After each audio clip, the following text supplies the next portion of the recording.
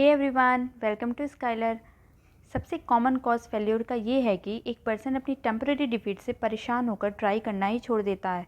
एक person rich तब होता है जब वो थिंक करता है, और सोचो अगर आपकी सोच ही रिच हो जाए तो आप कितना ग्रो कर सकते हो।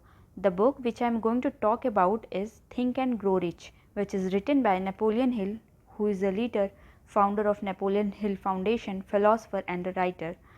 थिंक एंड ग्रो रिच एक ऐसी बुक है जिसे सेल्फ हेल्प क्लासिक के कैटेगरी में रखा गया है, जो कि आपको ये तो बिल्कुल नहीं बताती कि सोचकर अमीर कैसे बने, पर ये ज़रूर बताती है कि हमारी सोच से रिच बनने की फाउंडेशन रखी जाती है।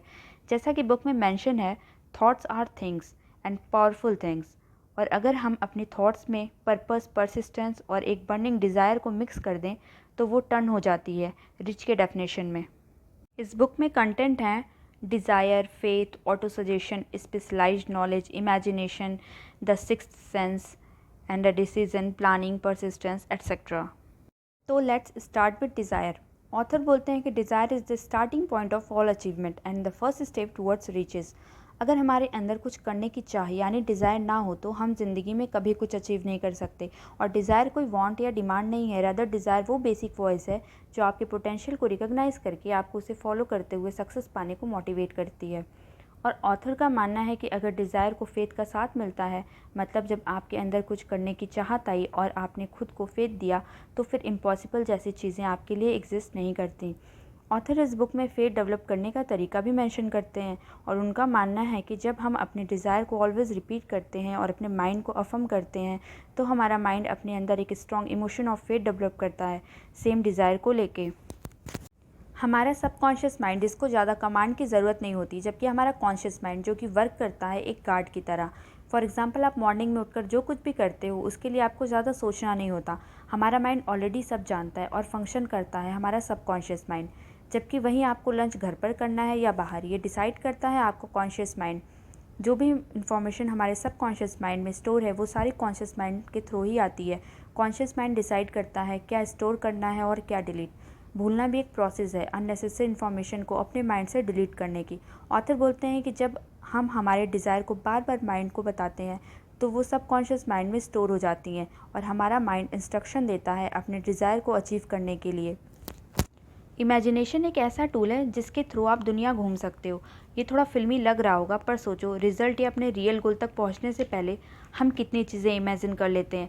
ऑथर का मानना है कि imagination is the workshop of the mind, और एक पर्सन हर वो चीज़ क्रिएट या अचीव कर सकता है जो वो इमेजिन कर सकता है।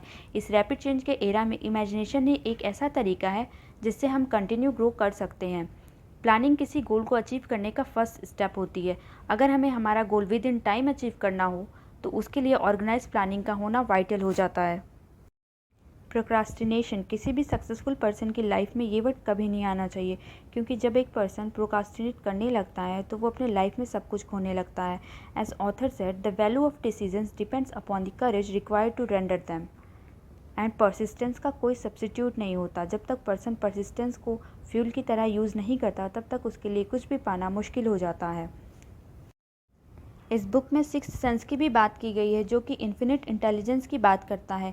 किसी भी चीज़ का फियर उस चीज़ के होने से बड़ा होता है। जैसे अगर आप ये सोचोगे कि लाइफ में आप कुछ नहीं कर सकते तो आपका ब्रेन भी वो बात एक्सेप्ट कर लेगा। फिर जब भी आप आगे कुछ करना भी चाहोगे तो आपके अंदर का फियर कभी आपको आगे नहीं बढ़ने देगा। इसलिए अपने ब्रेन को हमेशा पॉजिटिव इंडिकेशन दो, जो कि आपके ग्रोथ और गोल दोनों में हेल्पफुल हो। As author said, the brain is a broadcasting and receiving station for our thoughts. Fear सबको लगता है, पर जो उसको एक्सेप्ट कर लेता है और रुक जाता है वो पीछे रह जाता है, और जो एक्सेप्ट करके आगे बढ़ जाता है वे सक्सेसफुल और रिच पीपल कहलाते हैं। That's it for now. If you want a detailed video regarding this all-time best self-help classic book, then let me know in comment section below. My favorite quotation from this book is, "There are no limitations to the mind except those we acknowledge." So that's it for now, and if you found this video informative and interesting, then hit the like button and don't forget to subscribe my channel so that you can get notification every time I upload a new video. Share with your friends and family. Happy learning!